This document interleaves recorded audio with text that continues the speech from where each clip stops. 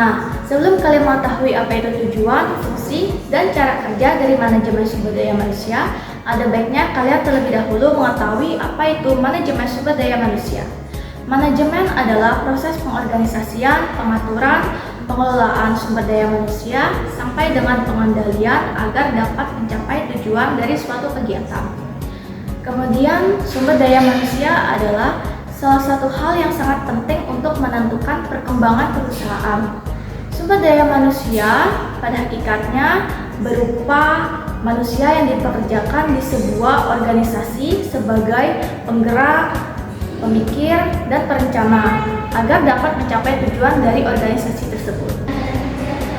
Jadi, manajemen sumber daya manusia adalah pengembangan sumber daya manusia yang berfungsi untuk melakukan perencanaan sumber daya manusia, penerapan, pelatihan, perekrutan, pengembangan karir, serta melakukan inisiatif terhadap suatu organisasional pada perusahaan. Nah, berarti sumber daya manusia merupakan hal yang sangat penting dalam sebuah perusahaan.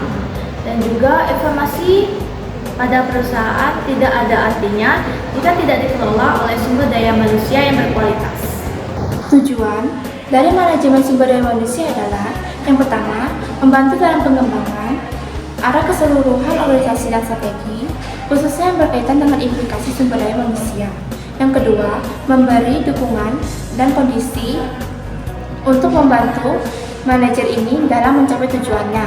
Yang ketiga, menangani berbagai krisis dan situasi sulit dalam hubungan antar pekerja untuk meyakinkan bahwa mereka tidak menghambat organisasi dalam mencapai tujuannya.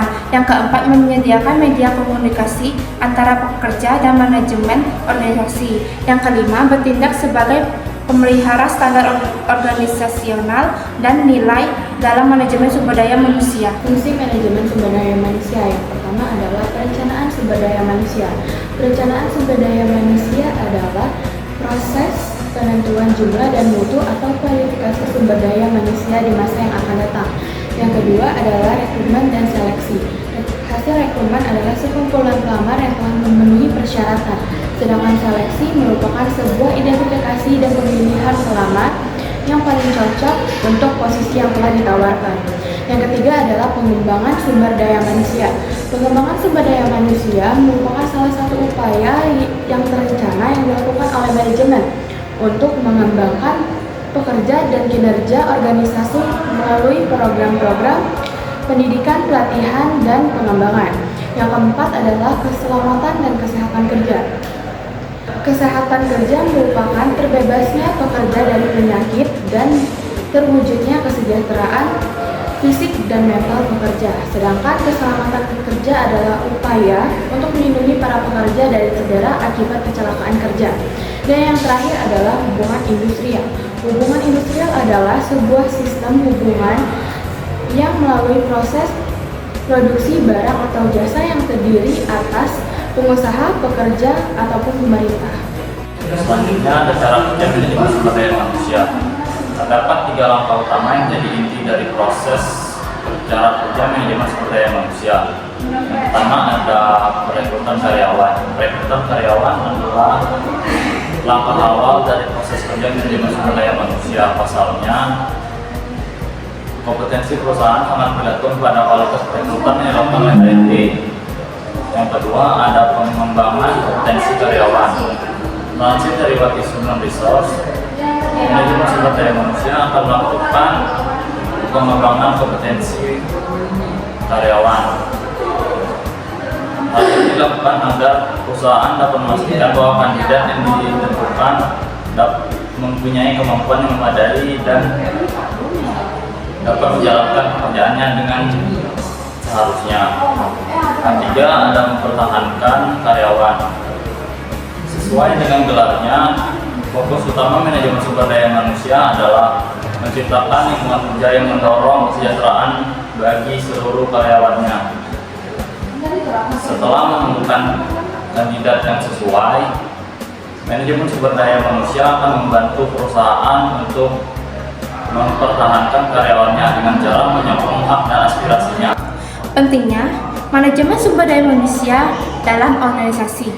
Yang pertama, sumber daya manusia yang berharga atau human resource are value. Karyawan yang berkualitas tinggi akan menyediakan layanan yang maksimal. Layanan yang diberikan dapat berpengaruh kepuasan pelanggan dan mendatangkan pelanggan baru. Yang kedua, sumber daya manusia yang tidak dapat ditiru atau human resource are rare.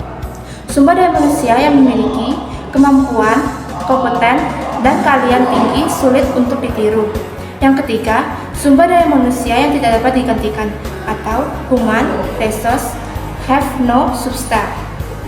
Ketika orang-orang mendapatkan pelatihan yang baik, memiliki motivasi tinggi, mau belajar, mengembangkan kemampuan, dan memberikan layanan maksimal kepada pelanggan, maka karyawan tersebut perlu dipertahankan. Jadi kesimpulannya adalah manajemen sumber daya manusia merupakan salah satu kunci keberhasilan suatu perusahaan. Fungsi-fungsi manajemen sumber daya manusia seperti pengembangan, perencanaan, perekrutan, kompensasi, serta hubungan industrial saling berkaitan dan berperan penting dalam mencapai tujuan suatu organisasi. Dengan mengelola manajemen sumber daya manusia secara efektif, dapat meningkatkan produktivitas, kinerja karyawan, dan daya saing.